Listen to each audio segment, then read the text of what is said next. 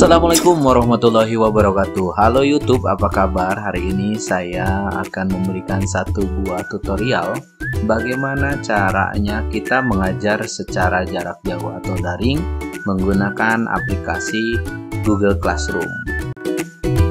Seperti biasa, sebelum dilanjut silahkan subscribe, like, comment, and share jika dirasa channel ini bermanfaat bagi Anda semua. Baik, kita mulai saja.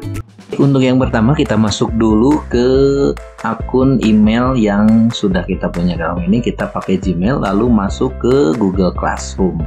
Oke, untuk pertama kali biasanya akan muncul notifikasi seperti ini. Kita tinggal lanjutkan saja. Setelah itu kita pilih sebagai guru di sini, sebagai pengajar. Oke, tunggu beberapa saat. Lalu di bagian atas ini, menu plus ini ada gabung kelas sama buat kelas. Nah, dalam hal ini kita akan membuat kelas, jadi pilih yang buat kelas. Untuk nama kelasnya kita kasih nama sesuai dengan kelas yang akan kita ajar. Misalkan saya di sini akan ngajar di kelas 10 IPA 1 atau kelas Maya. Biar enak, kelas 10 IPA 1 saja ya.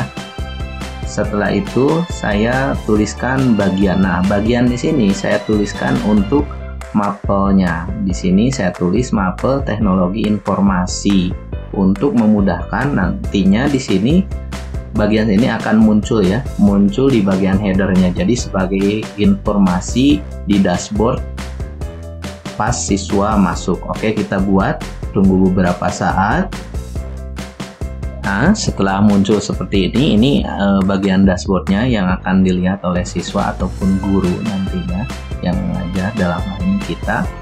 Dan ini ada beberapa bagian, kita lihat dulu. Sebagian yang ada di sebelah kiri ini adalah menu navigasi, di mana kita bisa mengontrol atau melihat masing-masing apa saja yang ada. Misalnya di sini ada kalender, terus ada kelas dan lain sebagainya. Terus kalau sudah ada tugas yang perlu diperiksa ada di situ. Dan ini kelasnya baru ada satu yang baru kita buat. Terus ada lagi di bagian bawahnya yang sudah diarsipkan, misalnya kelas yang sudah tidak kita ajar lalu kita arsipkan. Dan ada juga bagian setelan. Nah, untuk bagian setelan ini sementara kita pakai default saja seperti ini, jadi tidak usah dirubah-rubah. Oke, kita balik lagi ke kelas, kita masuk lagi ke kelas yang tadi, kita konfigurasi berikutnya. Nah, di bagian depan ini seperti yang tadi dituliskan, ini kan ada nama kelasnya, kelas 10 IPA 1, terus ada mapel teknologi informatika. Nah, yang tadi telah kita buat. Lalu di bagian bawahnya ini ada kode kelas atau enrollment key kalau di LMS yang lain gitu ya. Dan di sini juga kita bisa buat link untuk melakukan meeting atau video conference dengan siswa kita. Misalnya kita buatkan, tambahkan di sini. Tapi kalau kita atur mau tidak terlihat sementara, kita matikan saja. Oke, kita simpan. Selanjutnya di dashboard ini juga nantinya akan muncul ya berupa tugas, absen dan sebagainya di halaman awal sini. Dan kalau kita tambahkan posting berupa informasi ataupun yang lainnya, ini bisa di bagian depan sini. Tapi kita tidak akan pakai yang ini terlebih dahulu. Yang akan kita pakai pertama kali, kita harus buat dulu absensi kehadiran. Nah, untuk absensi kehadiran saya biasanya lebih suka buat absensinya itu dalam bentuk tugas. Kenapa tugas? Karena nanti absensinya itu bisa terekap, jadi kita nggak usah cari satu-satu lagi. Nah, di sini misalkan kita buat absensi untuk kehadiran. Untuk absensinya, misalkan kita akan setting untuk tanggal tertentu. Di sini saya contohkan untuk hari Senin, misalkan hari Senin tanggal 3 Agustus gitu ya. Jadi kita buat absensi untuk 3 Agustus 2020. Ya, seperti itu.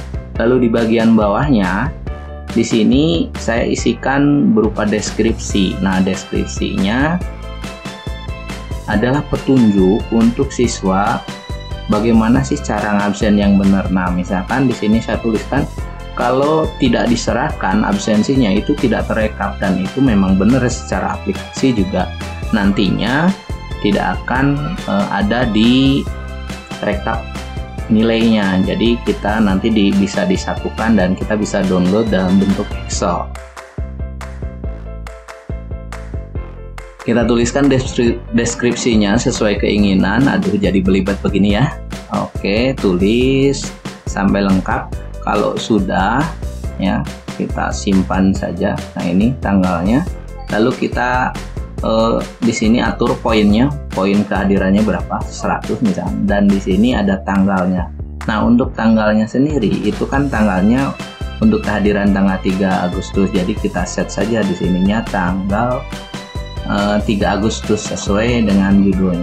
Kita pilih tanggalnya tanggal 3 Agustus dan jamnya ini jam terakhir dia ngansen. Karena kita masih daring ya, kita 1 hari penuh misalkan bisa sampai 23.59.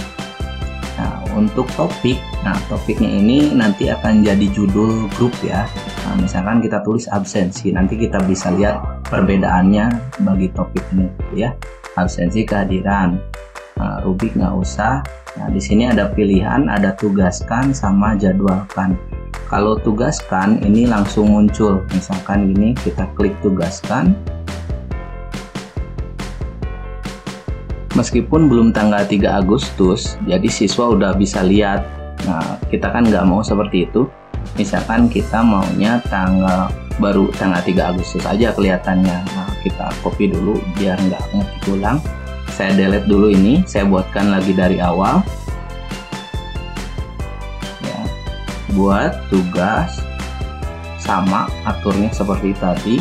Ini absensi 3 Agustus gitu ya. Absensi 3 Agustus 2020. Lalu kita set lagi tanggalnya untuk tanggal 3 Agustus dan jamnya jam 23.59. Nah, untuk topiknya sudah ada tadi kita buat, dan ini ditujukan untuk semua siswa yang ada di kelas itu. Nah, kita jadwalkan. Nah, jadwal itu misalkan dibuka sehari sebelumnya atau malamnya, malam tanggal 2-nya itu udah bisa kebuka ya. Misalkan di sini tanggal 2 pukul 00. Pilih jadwalkan. Nah, kalau dijadwalkan itu warnanya tidak biru tapi seperti ini. Dan di sini menandakan bahwa ini tidak terlihat langsung ketika kita posting. Yang kedua, kita buat materi. Nah, materinya apa? Misalkan materi pertemuan minggu ke-1 atau mau enak kasih tanggal gitu ya, 3 Agustus 2020. Untuk deskripsi materinya ini bisa ditulis di bagian deskripsi sini. Hanya mungkin kalau materinya panjang, banyak dan lain sebagainya itu merepotkan juga. Meskipun kita bisa copy paste di sini, tapi alangkah baiknya kalau rapi ya di sini cukup deskripsi aja, bisa berupa rangkumannya mungkin materi di sini ya, atau yang lengkapnya kita tambahkan di attachment di sini, ditambahkan. Misalkan kalau ada yang di drive boleh, yang baru di file, misalkan saya punyanya di file, saya mau tambahkan sini, kita upload saja, cari filenya, browse ya, cari di drive mana si filenya disimpan. Misalkan file ini saya tambahkan, tunggu beberapa saat sampai ini beres. Nah, kalau udah muncul ini berarti udah beres. Berikutnya saya lengkapi dulu di sini materi lengkapnya, misalkan ada di file lampiran. Nah, berikutnya kita kasih topik. Nah, topiknya sendiri ini karena baru pertama kita kasih materi pembelajaran. Nah, di sini kita jadwalkan juga karena ini nanti untuk jadwal tanggal 3 Agustus hari Senin ya. Waktunya samakan saja dengan yang tadi. Nah, jadi topik itu muncul, ini bagian atas ada materi pembelajaran sama absensi. Nah, ini absensinya biar terlihat di awal, kita naikkan ke atas, ada absensi, ada materi pembelajaran, itu topiknya.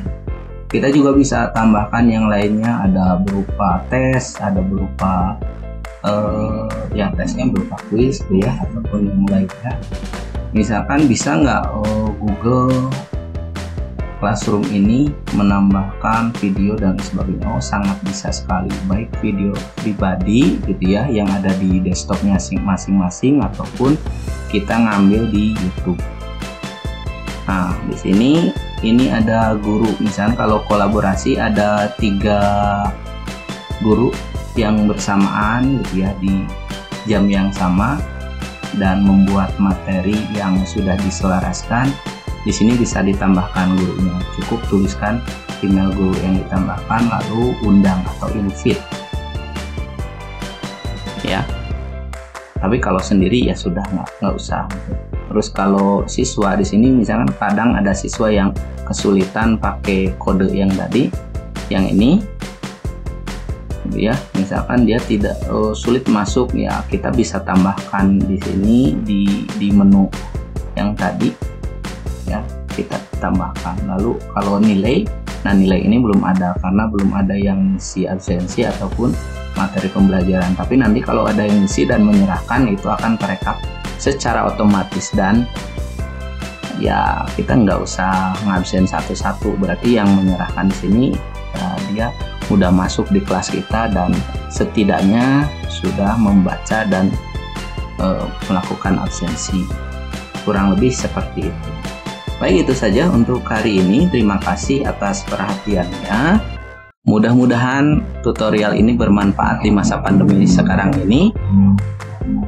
Di part berikutnya saya akan coba lanjutkan apa saja yang bisa dilakukan, dan nanti juga kita harus tahu kalau siswa itu ngabsen dan memberikan tugas seperti apa.